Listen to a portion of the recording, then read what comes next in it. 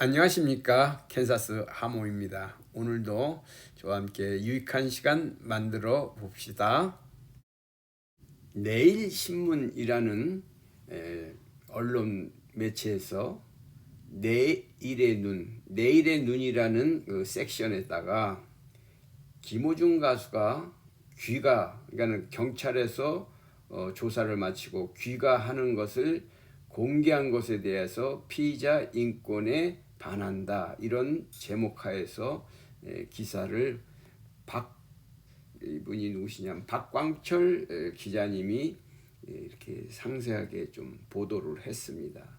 아주 일부의 언론이긴 하지만은 김호중 가수에 대한 편파적인 보도에 그래도 구일목격으로 아주 이런 기사가 나와서 제가 한번 같이 소통해보고자 영상을 만들어 보았습니다. 그럼 함께 그 기사 내용을 보면서 이러한 내용들이 점차 조금씩 파급 효과를 내야 되는 것이 아닌가 싶어서 이렇게 공개적으로 영상을 만들어 봅니다. 네, 그러니까 기사가 작성된 시간은 24년 6월 28일 13시입니다. 기사 그 제목은 김호중 씨 귀가 공개와 피의자 인권, 이런 제목하에 박광철 기자님이 아주 탐사로 쓰는 그러한 기자님 같아요. 이분이 이런 내용에 썼습니다. 내용이 이렇습니다. 가수 김호중 씨가 음주 뺑소니로 기소된 뒤에도 뒷이야기가 무성하다.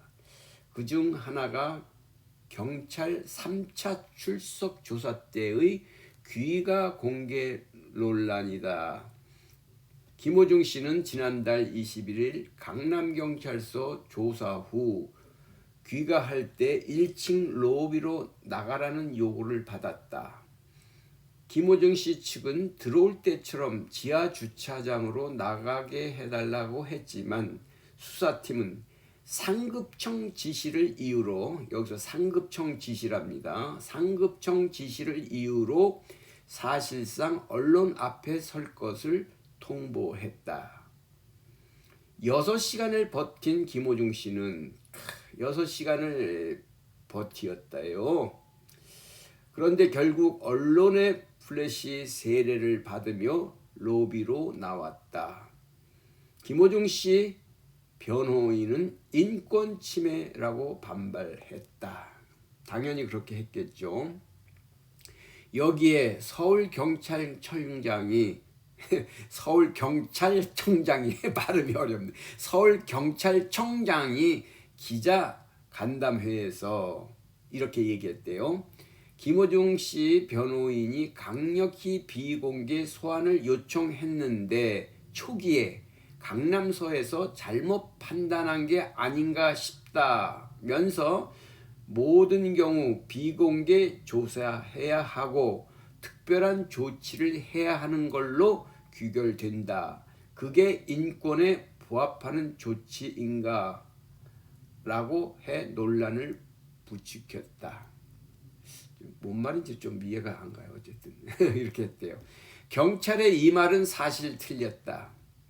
이제 기자가 이제 생각하기에 이제 자기가 추적해 보니까 이게 틀렸다는 얘기를 이제 하고 있는 거죠.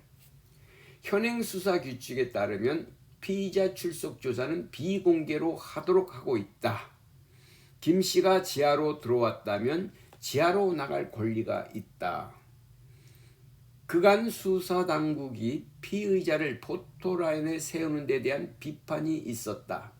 논란은 조국 전 법무부 장관 부부 수사를 거치면서 2019년 12월 형사사건 공개 금지 등에 관한 규정을 제정해 공개 소환 금지, 수사 과정에 대한 촬영 일절 금지, 구두 브리핑 폐지로 정리됐다.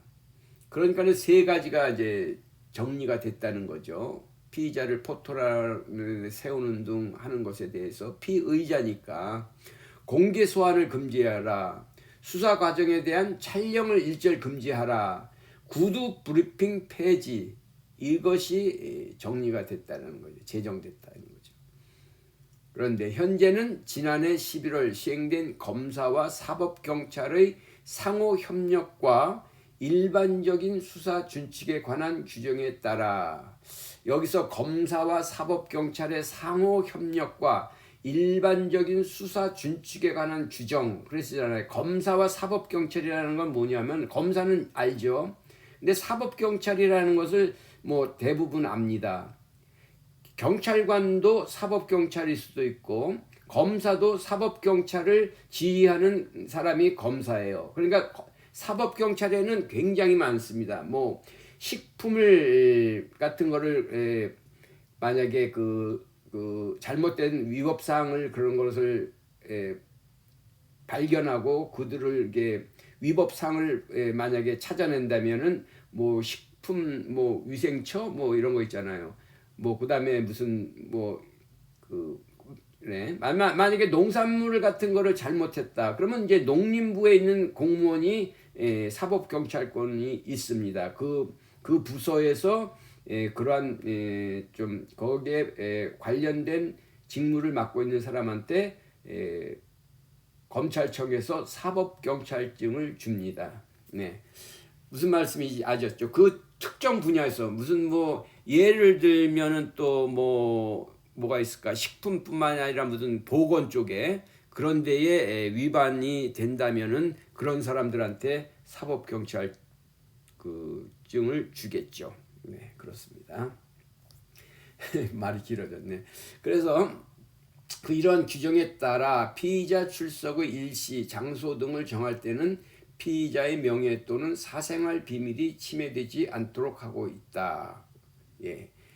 그래서 수사 준칙에 따르면은 피의자 출석의 일시, 장소 등을 정할 때는 피의자의 명예 또는 사생활 비밀이 침해되지 않도록 해야 된다. 이런 것이 규정되어 있다. 이런 이야기죠. 그래서 조사의 그 일시 장소에 대해서도 같이 협의하도록 돼 있다. 근데 저는 이 부분에 대해서 조사 일시 장소에 관해서도 협의가 돼야 되는데 김호중 가수의 그 뭡니까 월드 유니언 오케스트라 슈퍼 클래식 김호중과 프리마돈나 그 마지막 공연 때도 공연하는 그 일시를 좀 변경해 달라. 내가 갈 테니까 그날만은 좀 피하고 뭐 월요일이든지 그렇게 좀 해달라 그랬는데도 그게 묵살된 것은 이 규정에 위반된 게 아닌가 하는 것이 지금 요 기사 내용으로 봐서는 그런 것 같습니다. 여기에 저촉되는 것 같다. 저는 이런 생각이 또 듭니다. 출석 조사 공개와 포토라인은 당사자를 심리적으로 위축시킨다. 당연한 것이죠. 이 기자님이 아주 이렇게 요걸 잘 지적했어요. 엄청난 심리적 위축을 받는 거예요. 포토라인에 써서. 그런데 지금 이 포토라인에 쓴 날이 언제입니까? 21일 날 3차 경찰 조사 때에 그렇게 망신을 완전히 이제 줬다라는 거잖아요. 예? 그러니까는 우리 호중 가수가 그 프리마돈나와의 그 공연 일정이 23, 24일이었단 말입니다. 그러니까 21일 날 이런 아주 언론에게 스포트라이트와 여러 가지 그냥 그 심리적 압박을 받은 상태에서 22일 공연은 그 아리사 가리폴리나와 그 세계 4대 오케스트라 멤버들하고 공연을 한 거예요.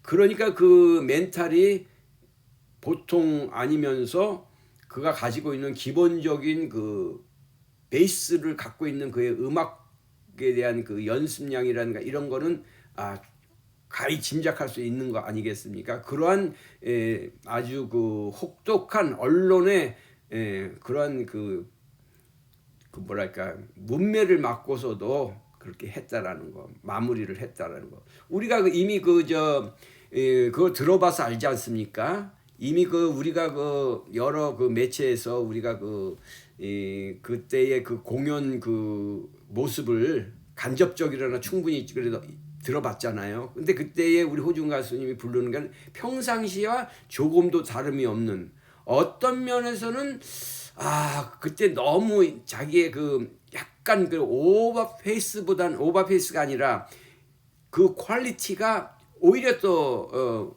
멋지지 않았나 하는 것이 저의 생각이거든요. 글쎄요, 그거는 제 생각이. 어쨌든 그런 심리적 위축 상태가 엄청났다라는 것이죠. 그걸 계속 읽어보겠습니다. 확정된 범인으로 낙인 찍힐 우려가 있다 이거예요. 포토라인을 세움으로써 모든 국민들이 저 사람은 나쁜 사람이야 하고 낙인 찍힐 우려가 있다. 이거 우려가 있는 게 아니라 그렇게 지금 모든 그 언론이 그렇게 만들어가고 있는 거잖아요. 그래서 한국기자협회와 국가인권위원회는, 그러니까 두 기관이, 그러니까 기자협회와 국가인권위원회는 2011년도에 인권보도준칙이라는 것을 만들었대요. 정했대요. 2011년에 인권보도준칙. 그러니까 기자협회, 국가인권위원회가 만든 이런 준칙이 있는데, 이것을 정해서 공인이 아닌 개인의 얼굴, 신상 등 정보를 공개하려면 원칙적으로 당사자의 동의를 받아야 한다. 이렇게 준칙에 정해놨다는 거예요. 이 보도 준칙이라는 것은 법은 아닙니다. 준칙이라는 것은 거기에 의거해서 하는 하나의 그런 그 틀을 만들어 놓은 것이니까 이것을 꼭 따를 필요가 있는지 없는지는 저는 꼭 그렇다는 아니지만 적어도 기자협회와 국가인권회가 인권보도 준칙을 만들었다면 거기에 따라서 해야 된다는 것은 당연한 것입니다. 이게 법인지 아닌지는 저는 알 수 없어요. 준칙이라 했으니 어쨌든 넘어갑시다. 일각에서는 영국처럼 수사 종료 후에 브리핑 하자는 주장도 한다. 이미 그 영국 같은, 영국은 선진국이죠. 특히 이 법이나 이런 사회적인 질서 이런 면에서 있어서는. 그래서 수사가 종료된 후에만 브리핑을 하는 모양이에요. 근데 우리나라는 어떻습니까? 그저 막 그냥 우습게 생긴 연예인들 우습게 보니까 막 그냥 마이크 갖다 대고 그냥 막 옆구리 찌르면서 그냥 막 거의 쓰러질 듯이 끌려가고 있지 않습니까? 아이고야. 그렇습니다. 하지만 수사 취재와 보도가 봉쇄될 우려가 있다. 그렇죠. 영국처럼 수사가 종료된 후에 브리핑을 한다면 취재하는 것이 또 봉쇄될 우려가 있다. 그런 그 반부작용도 있다 이 얘기예요. 피사실 보도를 엄격히 금지하는 것도 무분별하게 보도하는 것도 바람직하지는 않다. 그렇죠. 양면에 장단점들이 있으니까 너무 엄격하게 피사실을 보도를 막는 것도 또 무분별하게 보도하도록 방치하는 것도 바람직하지 않으니 이러한 보도 준칙을 만들어 놓았다 이 얘기죠. 공인의 기준이 명확하지 않지만, 그렇죠. 공인이 누굽니까? 저도 공인일 수도 있고 아닐 수도 있어요. 왜 그런지 알아요? 저도 이렇게 유튜브를 하니까 많은 사람들에게 저의 얼굴이 이제 퍼블릭하게 이렇게 나갔으니까 너도 공인이야 그러면 공인일 수가 있는 거예요. 여러분도 다 공인일 수도 있고, 이 유튜브를 이렇게 올릴 때 보면은 이거를 그 프라이빗하게 네 개인적으로 이걸 사용하는 영상이냐 퍼블릭하는 영상이냐는 저는 그걸 퍼블릭에다가 제가 클릭을 해야 이 유튜브가 나가는 거거든요. 그래서 모든 사람이 볼 수가 있으니까. 그렇다면 공인의 기준이 어디까지냐 이거지. 그렇잖아요. 방송에 나와서 한두 번 방송에 얼굴 비쳤다고 공인인가? 아나운서가 그러면 공인이냐? 누가 공인이냐? 연예인이면 어느까지가 연예인이 기준이 공인이냐? 참 애매해요. 히트곡을 10곡 이상 갖고 있어야 공인이냐? 아무튼 그렇습니다. 예. 공인의 기준이 명확하지 않지만 공인 피의자의 사건 수사, 공인 피의자의 사건 수사와 피사실은 보도할 수 있다는 판례다. 다시 한번요. 공인의 기준이 명확하지 않지만 공인 피의자의 사건 수사와 피의 사실은 보도할 수 있다는 게 판례다. 판례가 이렇게 정해져 나온 게 있나 봐요. 공인의 기준은 명확하지 않지만 공인 피의자의 사건 수사와 피의 사실은 보도할 수 있다는 게 판례인데, 그렇다면 공인이 누구냐는 거지. 공인은 피의자가 되어서 그는 사건 수사와 피의 사실에 대해서 보도할 수 있대요. 근데 공인의 기준이 어느 것이냐, 이게 문제라는 거죠. 그래서 공인의 범죄가 대중의 정치적, 경제적, 문화적 삶에 미치는 영향력과 파급력이 크다는 점에서 국민의 알 권리 영역에 속한다고 보기 때문이다. 네, 그렇네요. 그러니까 이 기자가 쓴 이 내용에서는 공인의 기준이 좀 명확해야지 김호중이가 과연 공인이냐 아니냐 여기에서부터 우리는 좁혀 들어가야 되는데, 공인으로 본다는 설을 많이 취합되는 것 같아요. 글쎄, 유명인이 공인이냐, 김진 그 논설위원은 김호중은 공인은 아니다. 공인이라는 기준은 없지만 국가의 어떤 그 책임이 있는 자들, 뭐 선출된 국가 공무원이라든가 또 그 뭐랍니까 정무직에 있는 공무원들, 장관이니까 차관 뭐 이런 사람, 무슨 뭐 위원 같은 사람들, 국가의 그런 그 국가에서 지금을 위임받은 사람들이 공직이니까는 공인이잖아요.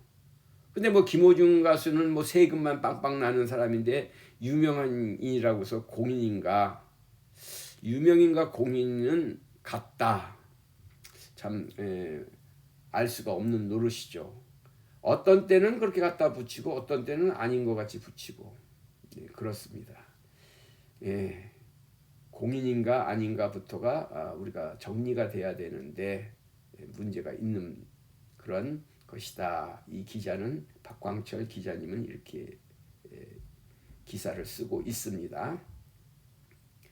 제가 여러 말로 했네요. 어쨌든 이런 상황에서 수사당국은 정해진 원칙을 지키는 게 중요하다.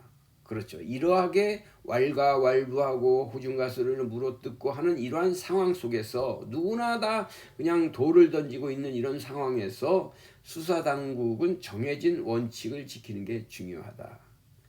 수사 조직을 살리기 위해서 비난을 피하려고 출석 비공개와 인권을 외면해서는 안 된다. 그렇죠.